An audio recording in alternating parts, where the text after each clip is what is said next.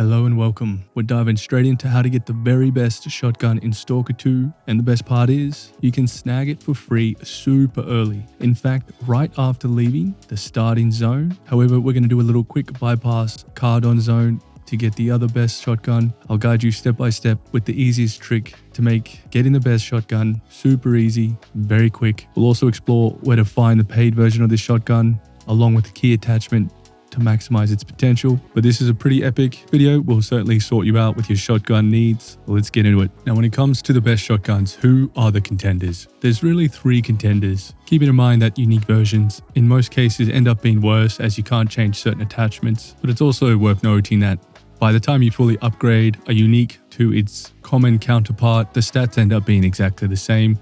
The unique variants will just give you access to otherwise difficult attachments, or in some cases possible upgrades that you would not necessarily get that early. However, in the long run, they're pretty much the same in most cases. But ignoring uniques, we have the very durable and robust S.T.A.L.K.E.R shotgun. We've got the deadly double barrel Ram 2, but the shotgun that reigns supreme, claiming the title of best shotgun, is the S.T.A.L.K.E.R D12. I'll have another video hopefully coming out soon where we delve deep into the shotguns and testing, but the best overall shotgun, if you're Mr. Moneybags and it's fully upgraded, the D12 has amazing attachments, being able to attach a drum magazine, boosting the magazine count to a staggering 21 rounds. And I mean, just that in itself, through the loading mechanism, taking a fraction of the time of the other shotguns, makes it a true mutant destroyer. However, it is a very expensive upkeep and just an endgame weapon for Mr. Moneybags. We don't really need to worry about its use, as we have to keep in mind when you use weapons that are upgraded, the more the gun is upgraded, the more the repair costs will be. Generally, the faster wear and tear is, depending on the upgrades of course, but the general rule of thumb is, particularly early game to mid game, you'll want to avoid upgrading most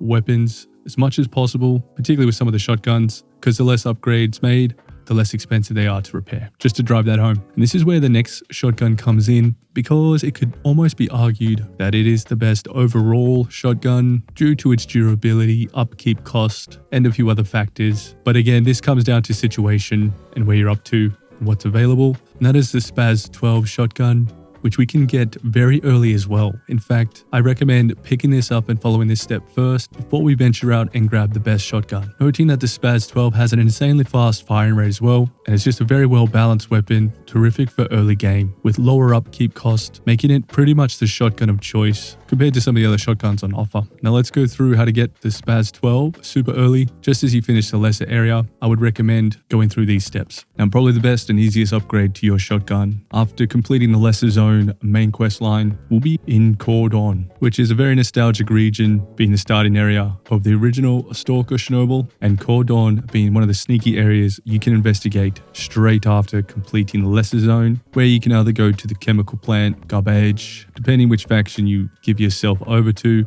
But regardless of which choice you make, you will be able to get access to Chornobyl, making this an excellent first choice before venturing out. In any case, if we want to pick up this shotgun, this is where we will be able to find it. Not on this marker exactly, but within this facility, and I'll show exactly where. So here is the area where we're going to find the first spaz. Now this area comes with a few little hazards, as we do have some bandits here, so we will need to take those out before securing the spaz weapon. Here's 1, 2, 3, 4. So from my count, there is only 4 guys. And just to quickly clarify the position, and we're in this location right here, not too far away from the pig farm, close to the mill.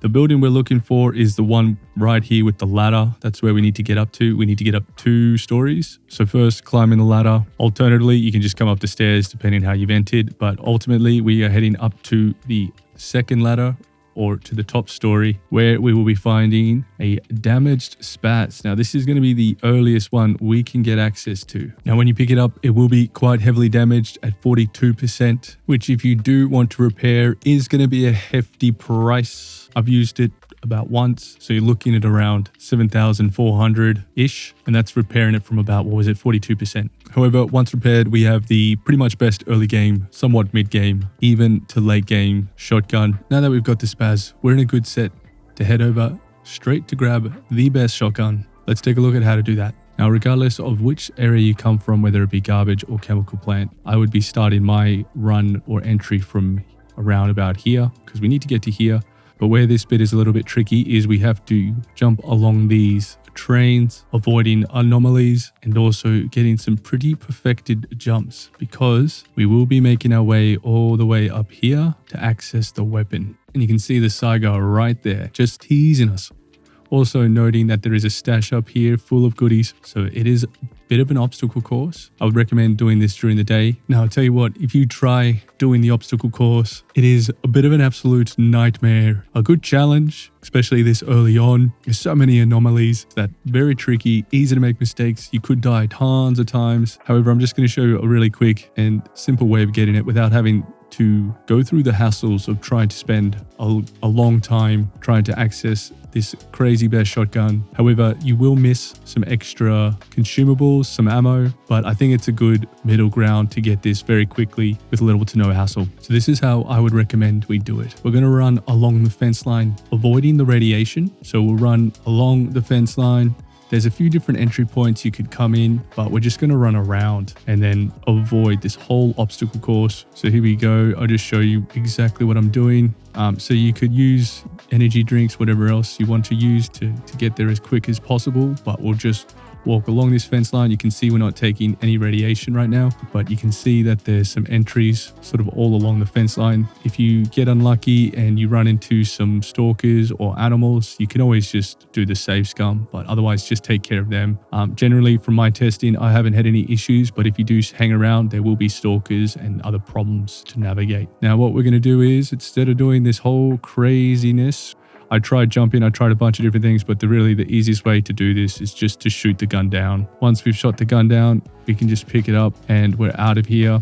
And that is it. Oh, and we've got some company, so you may have to deal with a few things. Now, do note you may run into some wild boars, and there are some stalkers. Again, you can run into them. Now, if you're wondering what's in the bag, this is what's in the bag. So a few little goodies. Is it worth going through all the extra hassle? I'll leave that up to you, but you do get some good amount of ammo, grenades, some nice stuff up here. There's nothing to grab off this guy, so just so you know. But with the result of that little effort, here we have the Sega D12 at 54% durability. Now, do note this is a test profile, so it's all over the place in terms of weight, coupons. That way I don't stuff up my main save, mucking around. However, I'll show you how much it's going to cost to fix it to 100%. The closest technician from where we are is in Rostock.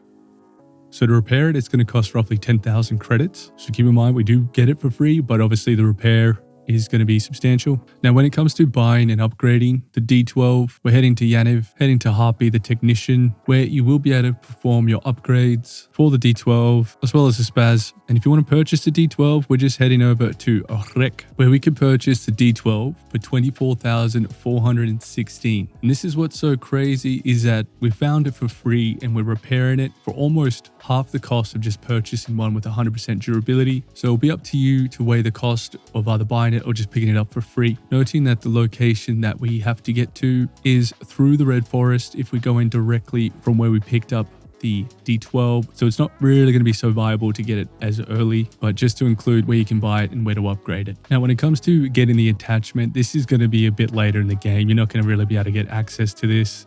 It is in Jupiter, a zone with just so many terrors, high radiation as well. So I wouldn't really worry about this, but just in case you're further into the game and you're wondering, we'll be able to get the expanded magazine for the D12 inside the bread factory. So this is the bread factory right here. I'll just give you some visual indications. So just give you an idea, this is the bread factory building here. Do note it is pretty much right next to Yaniv town center. So does mean you do have access to medical supplies and everything before you venture out.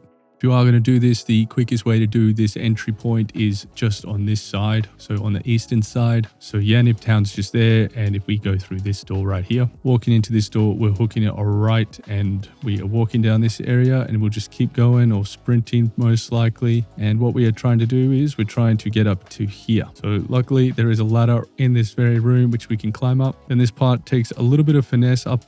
Once we're up the ladder, we just need to jump, and then we need to try get to that bag.